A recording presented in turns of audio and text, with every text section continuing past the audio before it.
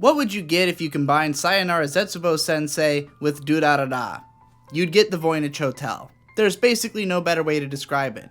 It's the same kind of pitch black, occasionally referential humor that you might find in Sayonara Zetsubo Sensei, with the cast of wacky criminal characters that you would expect from one of those older light novels by someone like the Baka no Durarara author. Set on a fictional island called Blefuscu, this story centers on a special hotel that is home to all sorts of bizarre guests, be they hitmen and gangsters or supernatural creatures, if you will, people with all kinds of special powers and dubious morals and motives, who are gathered here for various reasons, such as needing to kill a hiding dignitary or just getting away from your past. The main character is a seemingly pretty average Japanese guy who turns up at this hotel.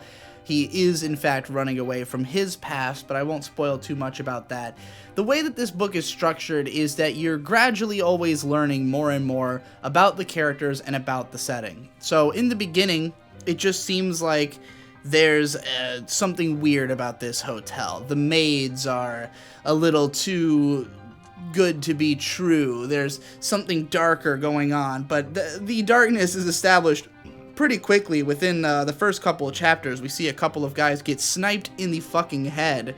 Following that, the manga continues on down a very violent, dark, and grim route, but never while feeling grim dark in particular. It's never really relishing in the darkness. It's not the kind of thing where it's trying to be shocking and edgy per se. It's really always handled with a lot of tongue planted firmly in cheek. It is a comedy manga, first and foremost. There's lots of goofy references. The tone is mostly fairly kept together. It's very dry for being as violent and manic as it can be in certain moments, but it never really feels like a wacky time. Something that'll stand out right away and probably create a lot of fans of this manga is the really distinctive art style of Domon Seimon. His character designs are very angular and sort of clean, but with really interesting line art. It definitely is the part that reminds me the most of Sayonara Zetsubo Sensei, particularly that the younger maid kind of looks like Maria from that series. Apparently, Domon Seimon was very influenced by Hellboy, which I happen to be a big fan of, and which the staff of Studio Shaft, who did the Zetsubo Sensei anime, are also big fans of and paid a lot of homage to it in their anime adaptation of that series, which just kind of drives it home further. I mean, I don't even know if the actual manga author of Zetsubo Sensei was influenced by Hellboy, or if this is more reminding me of the anime. I apologize for bringing it up so much. It's just an inevitable comparison when you're working with such a dark sort of social commentary, but this one is far more off the rails. I mean, it's not set in Japan. The location is really probably most similar to Roanapure from Black Lagoon, a place where, you know, criminals and weird people tend to congregate. But again, it's not an action story. It doesn't have that bombastic feel that Black Lagoon has. It's not really a pulp serial. It's more of a low-key kind of almost slice-of-life-y comedy that just happens to star a bunch of characters who come from really grim backgrounds or you know, are currently operating in grotesque circumstances.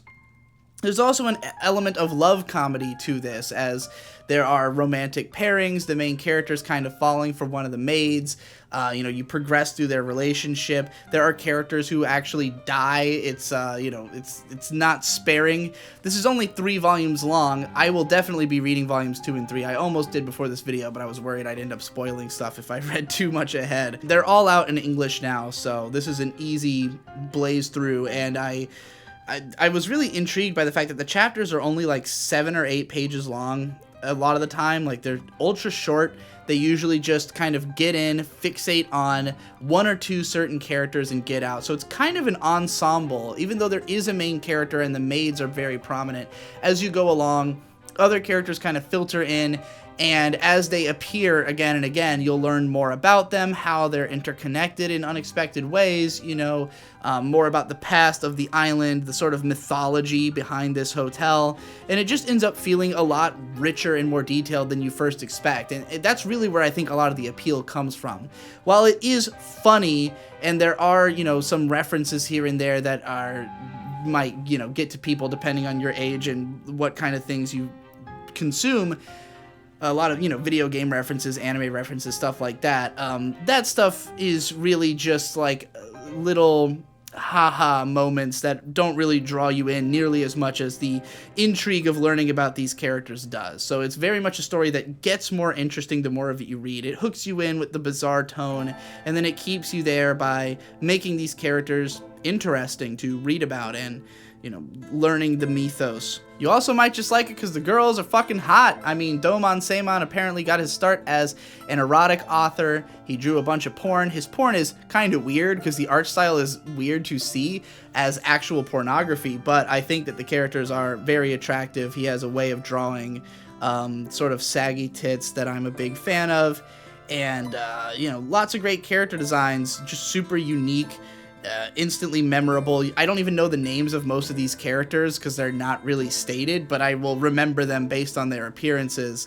And it gets a little raunchy sometimes. I mean, there is one page in here where a girl is smoking pot and masturbating in the bathroom, and it's just straight up shows her masturbating in the bathroom.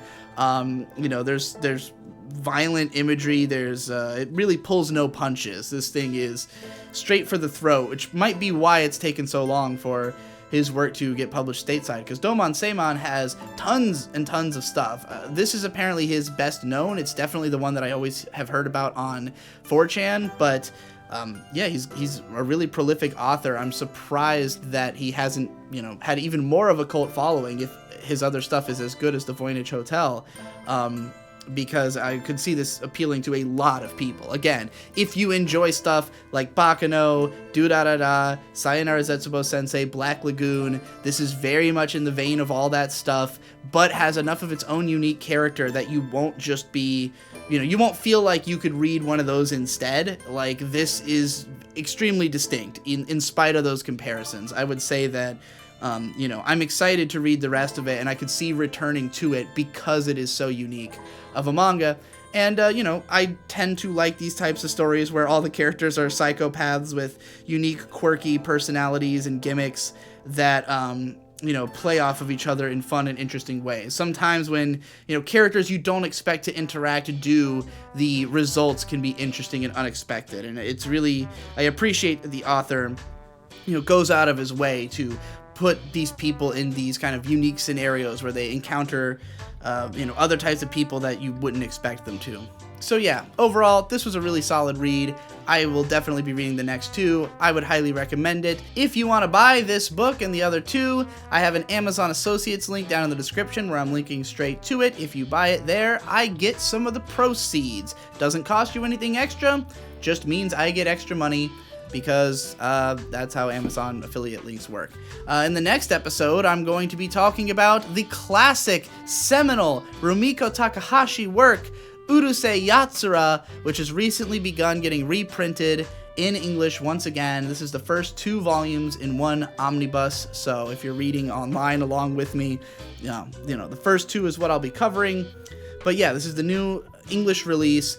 Classic manga from, the woman who wrote Ranma 1/2, Inuyasha, Meisoni Koku, other stuff. She's very, very famous. So we're going to be tackling that, and I'll see you in the next one.